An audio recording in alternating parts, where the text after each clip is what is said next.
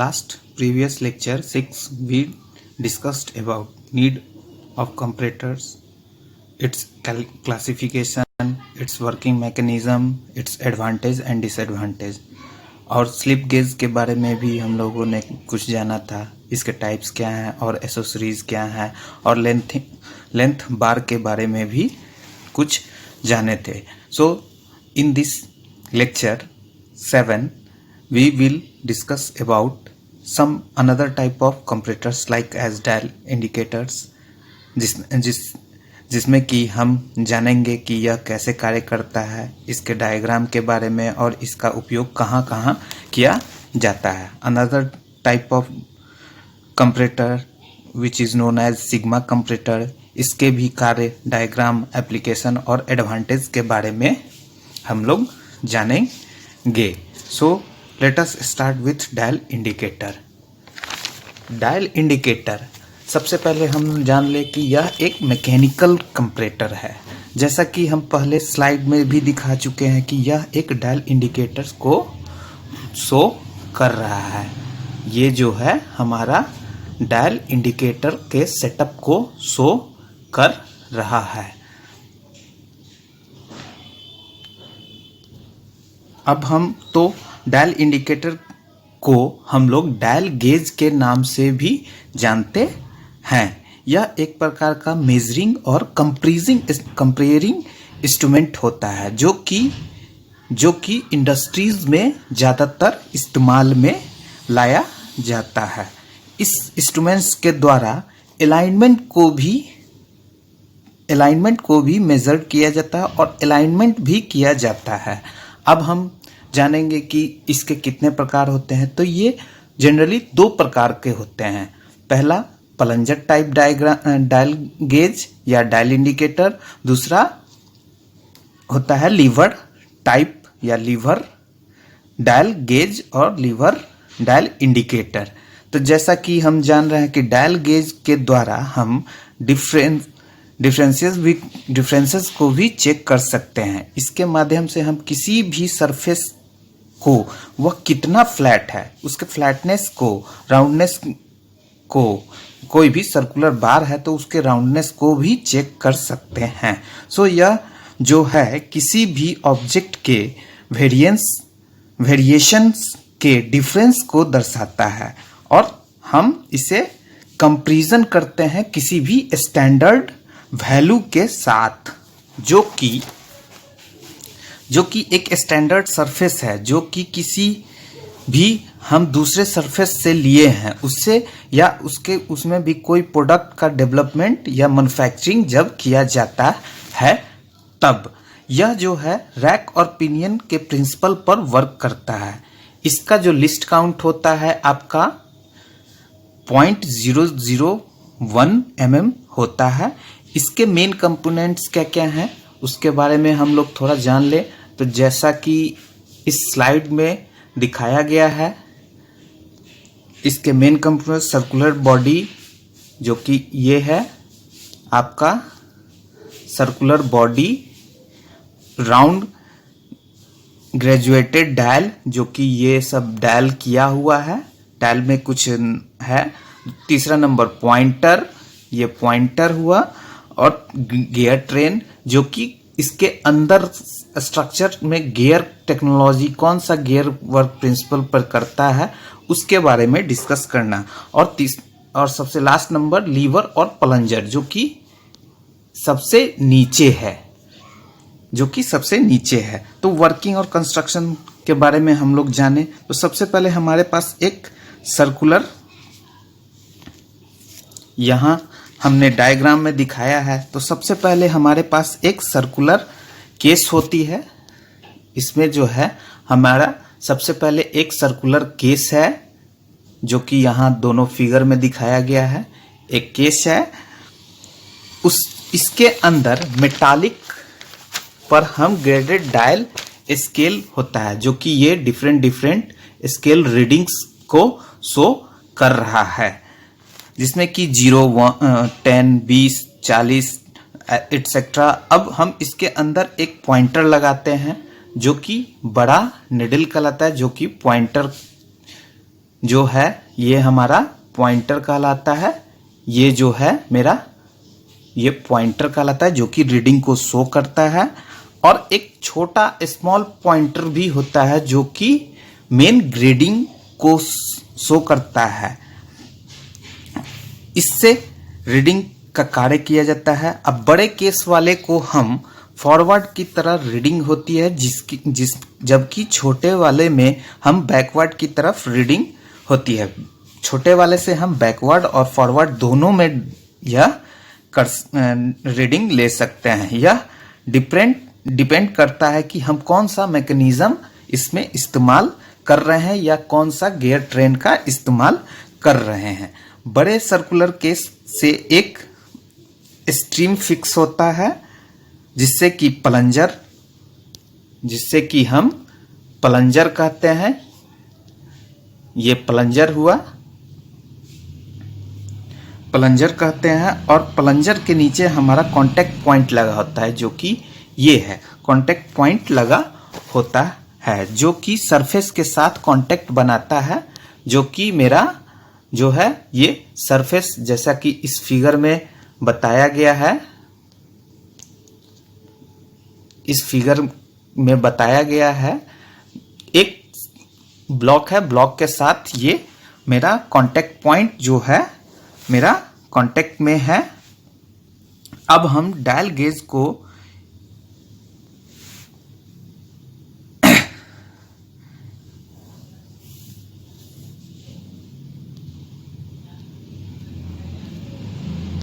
ये जो प्लंजर जो है वो मूवमेंट में हम लोगों को हेल्प करता है। जब हमारा बड़ा सर्कुलर केस वाला डायल गेज की पॉइंटर एक रिवॉल्यूशन कंप्लीट करती है तो छोटे वाला का 1 mm रीडिंग स्टार्ट होगा।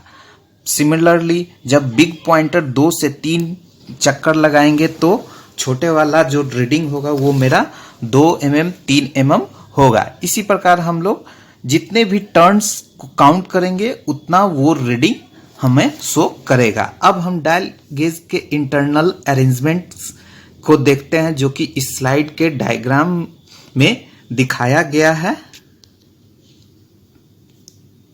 जो कि इस स्लाइड के डायग्राम में ये इंटरनली यूज कैसे किया जाता है वो बताया गया है। और इस स्लाइड में हमें इंटरनली डायग्राम के बारे में शो किया गया है। अब यह वर्किंग कैसे करता है इसके बारे में हम लोग थोड़ा डिस्कस कर ले। तो जब हम किसी भी वर्कपीस को प्लंजर से लगाते हैं, एग्जैक्ट संपर्क में लाते हैं, तो प्लंजर हमारा रैक की मदद से ऊपर की ओर ये रहा रैक के मदद से ऊपर की ओर, जैसा कि इस फिगर में बताया गया है। रैक की मदद से ऊपर की ओर जाएगा तो हमारा छोटा और बड़ा गियर क्लॉकवाइज में वर्क करेगा और बड़ा प्लंजर रोटेट करेगा। ये जो है ये मेरा रोटेट करेगा, ये जो है मेरा वो रोटेट करेगा। अब छोटा गियर जो बड़े से अटैच होता है जिसके द्वारा हम बिग पॉइंटर को रोटेट कराते हैं, वो 1 रिवॉल्यूशन करेगा और छोटा एक टर्न शो करेगा। और मेरा हेलिकल गियर अरेंजमेंट जो कि ये है, हेलिकल गियर अरेंजमेंट के कारण ये अप और डाउन वार्ड में ये वर्क करेगा। इसी प्रकार हम लोग डिफरेंट रीडिंग्स के लिए हम लोग इस्तेमाल करेंगे इसका डायल गेज के रीडिंग के लिए। अब हम एक वर्कपीस के थ्रू इस स्लाइड के अनुसार हम कैसे रीडिंग लेते हैं वो शो किया गया है इस स्लाइड में। अब हम इसका लिस्ट काउंट कैसे निकालेंगे, तो हम लोग इसका लिस्ट काउंट निकालने के लिए मान लीजिए 100 रीडिंग जो है वो मेरा 1 mm में टर्न किया, तो लिस्ट काउंट बराबर हम लोग चूंकि जानते हैं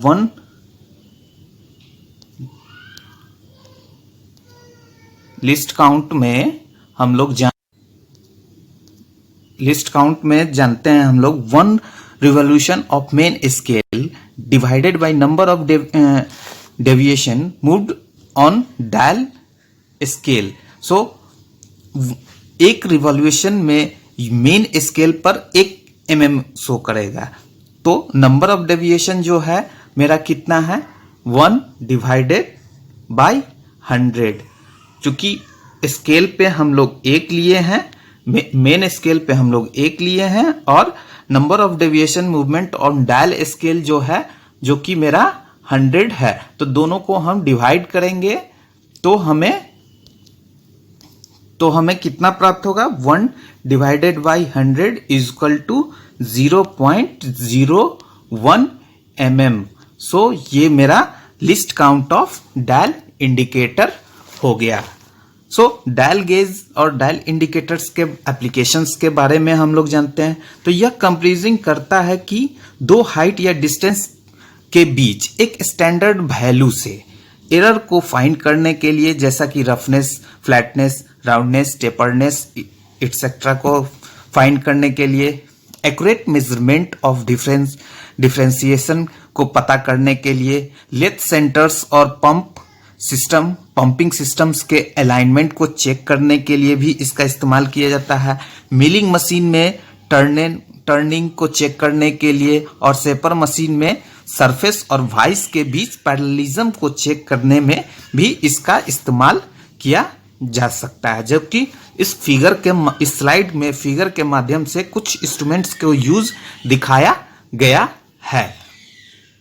अब हम दूसरे मैकेनिकल जो कि इस फिगर्स में इस स्लाइड के फिगर्स में कुछ industrial use of dial gauges को शो किया गया है। अब हम चलते हैं, अगला हमारा नेक्स्ट टॉपिक जो है वो दूसरा मैकेनिकल कंपैरेटर है, जिसके बारे में हम लोग अभी डिस्कस करेंगे।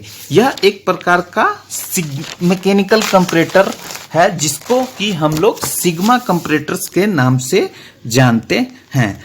जब कोई भी रिफ्लेक्टिव नंबर एक प्रोडक्ट को डिफरेंट के साथ चेक और कंपैरिजन करना चाहते हैं तो हम इस कंपैरेटर का यूज करते हैं, ताकि हम लार्ज और मास स्केल पर कोई भी प्रोडक्ट का निर्माण कर सकते हैं। सिग्मा कंपैरेटर एक प्रकार का मैकेनिकल कंपैरेटर है जो कि हम लोग पहले भी समझ चुके हैं।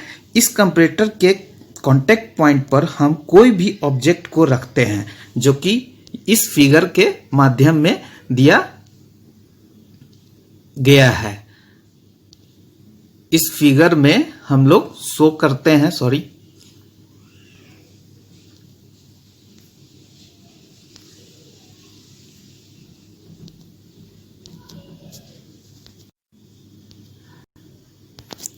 इस फिगर में दर्शाया गया है कि जॉब पीस को हम कांटेक्ट पॉइंट पे रखते हैं, तो ऑब्जेक्ट को जिससे हमें मेजरमेंट लेनी है। सो प्लंजर जो है उसके थ्रू कोई भी मूवमेंट होती है जो कि नाइफ एज के कारण अपवर्ड या डाउनवर्ड में